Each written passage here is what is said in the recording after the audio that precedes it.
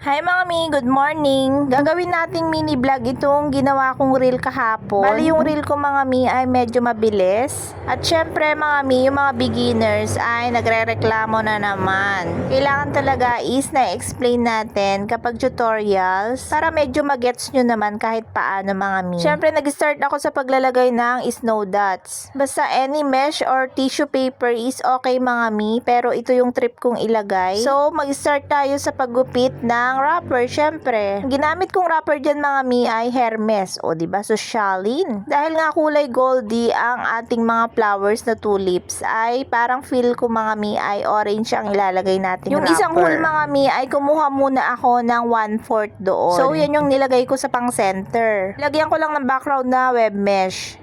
Pwedeng honeycomb naman dyan, pero mas bet ko mga mi yung mesh ngayon. As you can see mga mi ay scotch tape ngayon ginawa kong pandikit dyan. Sinasanay ko mga mi yung paggamit ng scotch tape para nga dire-diretso tayo sa pag-wrap. Next mga mi ay kumuha ulit ako ng isang 1 hole, tapos sinati natin sa 6. Bali 6 pieces mga mi yung nakuha ko dyan. Then gagawa tayo ng panggilid. Basic folding lang din yung ginawa ko mga mi. Kasi syempre iaayon natin doon sa budget ng bouquet. Kasi pagkakasyahin ko lang dyan yung 2.5 wrapper. So sa paglalagay mga mi, tansyahin nyo lang yung taas. Dati mga mi tuwang-tuwa ako doon sa medyo mataas. Pero ngayon is parang feel ko yung sakto lang siya. Dati nauso kasi yung parang Eiffel Tower na yung taas. Pero ngayon mga mi is parang nabebetan ko na lang din yung sakto lang yung wrapper natin. Minsan yung sobra pa yung mga fillers nating leaves, diba, dun sa taas. Parang mas maganda siyang tignan pag sakto lang. Tapos kuha ulit tayo ng 2 piraso. Ganyan naman yung pagtitiklop natin dyan. Bali 2 tiklop kaagad yung ginagawa ko para pantay nga bago ko siya ilalagay sa magkabila. So ganyan lang mga mima, ipaikot nyo lang yung scotch tape.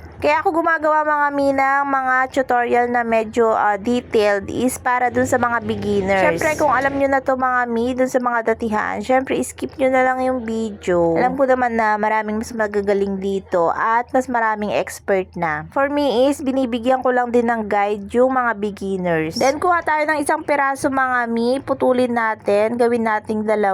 Then tiklopin lang din natin ng ganyan. Tapos ilalagay natin siya dyan sa pinakaharap. Bali yung gamit natin dyan sa pinaka-base mga mi is yung styro na pinanggalingan ng mga 4cm na satin ribbon natin. Then yung pinakahaba nung karton or pinaka-length tangkad. Then yung pinakahaba nung karton mga mi ay 10 inches. For me mga mi is sakto na yon dun sa haba ng gagawin kong pinaka-fishtail mamaya. So ayan mga mi, nilagay lang natin yung 2 ginawa natin. Ikot ulit natin siya sa scotch tape mga mi.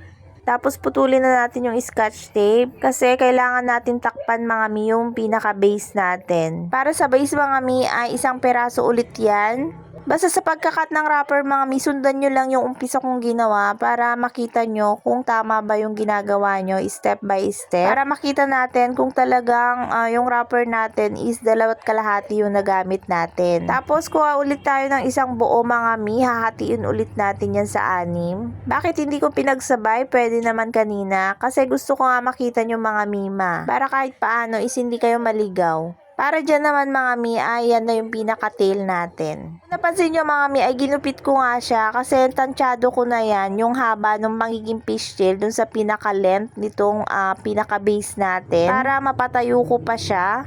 Tapos ganyan lang din yung tupe sa fishtail na ginawa ko. I-secure nyo ng scotch tape muna para hindi na siya gagalaw. Then paikutin nyo lang. Ay nakikita nyo naman mga mi, maliwanag naman din yan. Sundan nyo na lang mga mi. Sa fishtail mga mi, marami ring pagtutupi. Ito yung napili ko kasi ito yung trip ko sa ngayon. Kaya fishtail yung gagawin natin mga mi kasi konti lang yung arrangement natin sa bulaklak. Parang ito yung magpapalaki dito sa ating gagawing bouquet. Then syempre mga mima, isa-isa ko na yan dinikit. Tinansya ko lang din yung layo niya. Kailangan mga mi ay walang space. Para maganda yung pagkakalagay, parang dikit-dikit siya. Huwag nyo na siyang lalagyan ng space mga mi. Isiksik nyo sa pinakailalim yung isang ilalagay natin para hindi siya bubuka. And mga mi, makikita nyo dyan kung paano ko siya sinisiksik, yung pinakagilid niya. Secure nyo lang siya ulit ng scotch tape para nga hindi siya makakalas. Then, naglalagay ako ng scotch tape mga mi. Dyan sa pinaka-base, ididikit ko dyan yung pinaka-tail para hindi nga siya gumagalaw-galaw. At ayan na nga mga mi yung kinalabasan, di ba syala na siya. Then sa pagre-ribbon naman mga mi ay gumamit lang din ako dyan ng organza ribbon. Tapos yung fishtail mga mi ay in-insert ko na rin dyan sa pinakagitna. Ayan mga mi, tapos na natin siyang gawin. Ganyan lang siya kasimple. Di mo aakalain na lalaki pa yung bouquet natin.